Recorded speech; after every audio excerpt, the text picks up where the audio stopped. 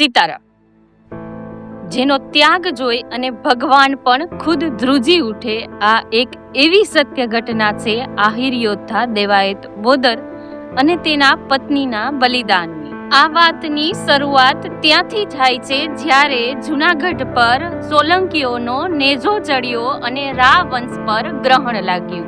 રાડિયાસના મૃત્યુ પછી રાણી સોમલદે છે એ મહેલની અંદર જોહર કરવા માગે છે, પરંતુ તેના ખોળામાં એક 6 મહિનાનો બાળક છે અને તે છે રા નવઘણ, જૂનાગઢનો છેલ્લો વારસદાર, અને રાણી છે એ આ દીવાને ઓલવવા દેવા માંગતા નથી।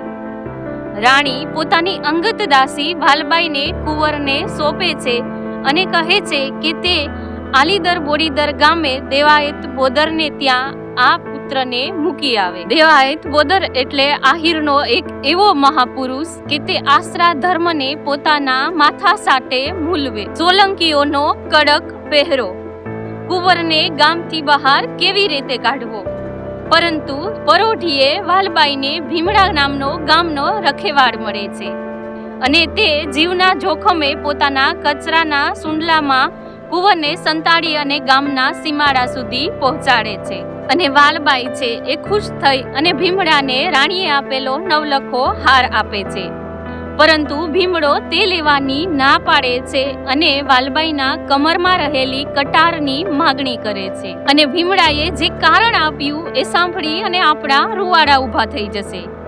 ભીમડાએ કહ્યું કે હું નાનો માણસ, ક્યારેક મારાથી દારૂ પી અને સત્ય બહાર નીકળી જાય કે મેં કુંવરને બચાવ્યો છે તો રાનો દીવો ઓલવાઈ જાય, આ ન બને એટલા માટે થઈ અને ભીમડો વાલબાઈની કટાર લઈ અને સીધો પોતાના પેટમાં છે એ મારી દે છે અને ત્યાં જ તે પોતાના પ્રાણનું બલિદાન આપે છે અને ત્યારબાદ છે એ વાલબાઈ દેવાયત બોદરના આંગણે જઈ અને કુંવરને સોંપે છે અને કહે છે કે આ જૂનાગઢનો દીવો છે।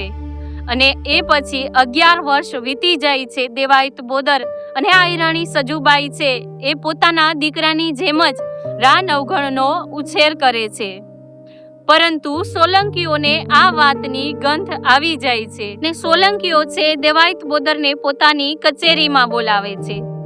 દેવાયત બોદર છે એ કચેરીમાં આવે છે ત્યારે તેને કહેવામાં આવે છે કે કુંવરને સોંપી દો।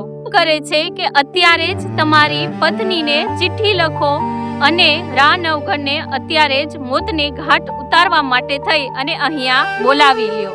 અને આહિર દેવાયત બોદરે કાગળ લખ્યો અને છેલ્લે તાકા કરી અને સોરઠી ભાષામાં એક લાઈન લખી, આહિરાણી રા રખતી વાત કરજે। અને જ્યારે આહિરાણી કાગળ વાંચે ત્યારે તે સમજી જાય છે કે હવે આશરા ધર્મનો પરીક્ષાનો સમય આવી ચૂક્યો છે। તે નવઘણને બદલે પોતાના દીકરા ઉગાને નવરાવે છે અને રાજવી પોશાક પહેરાવી અને તૈયાર કરે છે। ત્યારે રા નવઘણ આવીને પૂછે છે કે માં, તું ભૈલાને કેમ તૈયાર કરે છે, મને કેમ નહીં? ત્યારે આહિરાણી જવાબ આપે છે કે જ્યારે તું 22 વર્ષનો થઈશ ત્યારે તને સમજાશે। પોતાના કાળજાના કટકાને છેલ્લી વાર 2 ચૂમીઓ લઈ અને મોત તરફ આહિરાણી છે એ વિદાય આપે છે। બાપની નજર સામે જ દીકરાનું માથું ધડથી અલગ કરી દેવામાં આવે છે, પરંતુ કાળ મીઠમાં પથ્થરમાંથી બન્યા હોય એમ દેવાયત બોદરના આંખ પણ ફરકતી નથી। ત્યારે સોલંકીઓને શંકા જાય છે, એટલે તે ખાતરી કરવા માટે થઈ અને પોતાના શંકાનું સમાધાન કરવા માટે આહિરાણીને કચેરીમાં બોલાવવામાં આવે છે। અને જો આહિરાણી રડી પડે તો ખબર પડી જાય કે આ એનો સગો દીકરો છે, રા નવઘણ નથી, એટલા માટે ઉગાની આંખો કાઢી અને આહિરાણીના પગ નીચે જગદાવે છે। પરંતુ એ જગદંબા આહિરાણી છે એ માં ખોડિયાર, માં ભવાનીને યાદ કરી અને પોતાના આંસુ ગળી જાય છે, એક પણ આંસુ બહાર પડવા દેતી નથી। વિચાર કરો આ કેવું બલિદાન હશે। એક માં છે એ આશરા ધર્મ માટે પોતાના સગા દીકરાનું બલિદાન આપે છે ને 11 વર્ષ પછી જ્યારે રા નવઘણ 22 વર્ષનો થાય છે ત્યારે દેવાયત બોદર 22,000 આહીરોને પોતાની દીકરી જાહલના લગ્નના બહાને ભેગા કરે છે અને પછી સોલંકીઓ ઉપર ચડાઈ કરે છે અને જૂનાગઢનું રાજ પાછું મેળવે છે. એ દિવસે આહીરાણી સજુબાઈ કહે છે કે મને મારા કાળા લુગડા લાવો, મારે આજે મારા ઉગાના મરસિયા ગાવા છે. ઉગા તું તો ઉગીયો અને મારા બાપ ઉગીને તું તો આથમ્યો. આવી માતાઓ છે એ સોરઠની ધરતી ઉપર પાકી છે કે જે પોતાના રાજધર્મ માટે, પોતાના આશરા ધર્મ માટે, પોતાના સગા દીકરાના બલિદાન આપ્યા છે. આવી ત્યાગ અને આવા સમર્પણની ઘટના ઇતિહાસમાં ક્યાંય નથી બની. હજારો વર્ષ પછી પણ આવી ત્યાગ અને આશરા ધર્મ માટે, બલિદાન માટે દેવાયત બોદરને યાદ કરવામાં આવે છે.